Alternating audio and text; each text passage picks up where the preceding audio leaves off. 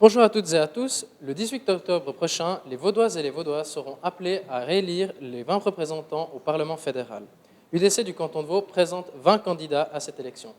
Aujourd'hui, nous avons le plaisir d'accueillir Madame Alice Closer de Chamvent, mariée, 4 enfants, 9 petits-enfants, paysanne vigneronne, députée, ancienne conseillère nationale, ainsi que Monsieur Jean-Marc Sordet de Luin, 57 ans, 3 enfants, 5 petits-enfants, agriculteur en caveur, député et ancien syndic.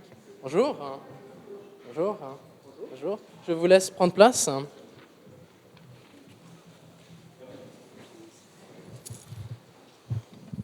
Très bien, comme première question, on va s'intéresser à la Suisse et l'Union européenne. Comme vous le savez, ce sera un thème qui sera au cœur des enjeux de la prochaine législature. L'UDC s'engage en faveur d'une Suisse indépendante et souveraine, et à cette politique se confronte une volonté d'ouvrir nos frontières à tout azimut. Madame Glauser, quelle est selon vous la voie du bon sens ? La voie du bon sens, à mon avis, c'est de garder notre indépendance et notre souveraineté. De toute façon, nous avons fait la preuve que nous sommes compétents au niveau économique et à la satisfaction de notre population. Donc, à mon avis, il ne faut pas changer cela.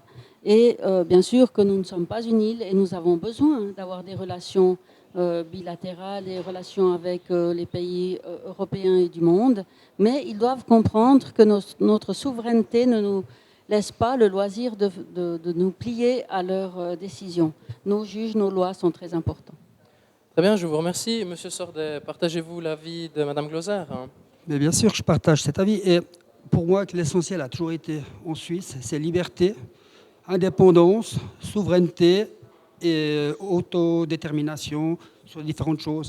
Alors, il est clair qu'on doit utiliser pour commencer, je dirais, les compétences des gens de chez nous, c'est-à-dire l'individu, c'est-à-dire les communes, c'est-à-dire les familles qui ont énormément d'importance. Certes, le peuple suisse a voté plusieurs fois contre ces grands accords européens. Je pense qu'on doit les respecter. Par contre, c'est clair que je ne suis pas contre que notre Conseil fédéral ou les gens en place doivent faire vraiment un maximum pour qu'on ne puisse pas couper toutes les portes. On ne pourra pas travailler tout seul. Donc, les Européens, on a quand même besoin des Européens. Et je pense qu'on doit trouver un chemin là-dedans, ce que le Conseil fédéral peine à faire actuellement. Très bien, je vous remercie. En 2014, Lausanne était la ville la moins sûre de Suisse. L'UDC a fait de la sécurité publique un enjeu phare de son programme politique. Selon vous, comment expliquer, Madame Glauser, cette insécurité lausannoise et que pourrions-nous faire pour y remédier ? Alors, il faut de prime abord dire que Lausanne est la capitale du canton de Vaud. C'est une grande ville qui attire une nombreuse population de jeunes, cosmopolites, peut-être des gens plus défavorisés. Il y en a plus là, plus qu'ailleurs. Mais si les autorités communales de Lausanne étaient un petit peu plus respectueuses de leurs lois et des lois cantonales, et si elles étaient peut-être un petit peu moins à gauche, les choses seraient peut-être un petit peu meilleures. Moi, je pense qu'il y a beaucoup de laxisme dans la politique de la ville de Lausanne, mais je pense quand même que nous avons une bonne police et qu'il faudrait pouvoir lui laisser faire son travail. Et nous approuve tout à fait les mesures qui sont prises de temps à autre pour faire des descentes inopinées, pour avoir un règlement et régler les situations à satisfaction. Il est bien entendu que la sécurité est fondamentale pour la population de Lausanne et il faut s'en préoccuper. Je vous remercie. Monsieur Sordet ? Alors, je partage aussi l'opinion de ma collègue, mais il faut savoir que ce problème ne concerne Lausanne en priorité, mais je crois que dans toutes les villes de notre canton, il y a des problèmes dans les gares, il y a d'autres problèmes. La sécurité est essentielle. Pour répondre à votre question, si on veut améliorer ça à Lausanne, le problème il est, c'est qu'on a une municipalité et un exécutif ou un législatif, je dirais aussi, de gauche, avec une politique de gauche, même si M. Junot se permet de commenter maintenant que malgré qu'on annonce que c'est la ville la plus catastrophique de Suisse, tout va bien pour le meilleur des mondes, parce qu'ils commencent à résoudre les problèmes. Et la police, voilà, on a donné des moyens, seulement la police ne se consacre pas à son travail qui est pour moi la sécurité et la protection des citoyens.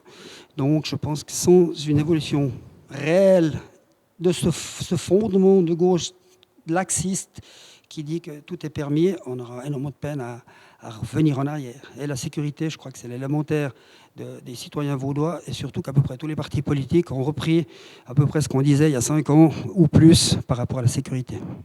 Très bien, je vous remercie. Madame Glauser, comme vous savez certainement, dans notre canton, beaucoup de jeunes ont des difficultés à s'intégrer dans le monde du travail.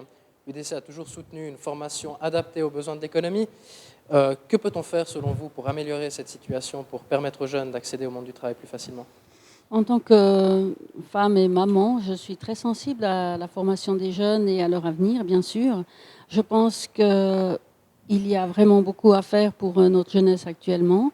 Nous devons absolument soutenir la formation duale. C'est une des réussites de notre pays, surtout de notre pays, parce que notre canton est peut-être un petit peu en arrière là-dedans, dans cette affaire-là. La politique d'éducation, d'instruction de notre canton n'est peut-être pas l'idéal au niveau de la formation de base, puisque certains entrepreneurs se plaignent de l'instruction un petit peu péjorée de nos jeunes qui sortent de l'école. Donc là, il faudrait améliorer ceci. Et puis, je pense qu'il y a aussi une espèce de surveillance des jeunes, accompagnement des jeunes lorsqu'ils sortent de l'école pour voir si vraiment ils ont les places qu'il faudrait, qu'ils aimeraient, ou alors leur proposer les places qu'ils sont à repourvoir. C'est très important et je pense que là, il y a encore du travail à faire. Je vous remercie. Monsieur Sordet, quelle opinion sur cette question des jeunes et du monde du travail? Alors pour ce qui est des jeunes, il est évident que je partage l'avis, c'est que cette formation duale doit être maintenue. On a une évolution dans le canton de Vaud, où il y a encore, pour m'être occupé pas mal des écoles, il y a quelques années, vous aviez à peu près le 30% qui faisaient des études supérieures, je dirais, au niveau enfantin, et les 2 tiers qui faisaient des formations professionnelles. Actuellement, on est arrivé dans des proportions de plus de 50% de gens. Donc, je trouve qu'il est hyper important de développer cette formation pratique, je dirais. Et on a souvent les patrons d'apprentissage qui nous disent, mais ce gamin, il est top. Mais par contre, au cours, c'est une catastrophe parce qu'il ne sait pas écrire et il ne sait pas compter. Donc, il y a énormément de progrès à faire là-dessus. Et je crois qu'une chose qui doit évoluer, c'est qu'il faut qu'on arrête toutes les quelques années à changer de système d'enseignement. Et à ce niveau-là, la formation est hyper importante à tous les niveaux et je pense que c'est l'avenir du pays. D'accord, merci beaucoup. Les Vaudoises et les Vaudois ont contribué à redresser les finances publiques du canton de Vaud en ayant accepté une fiscalité peu attrayante en comparaison intercantonale.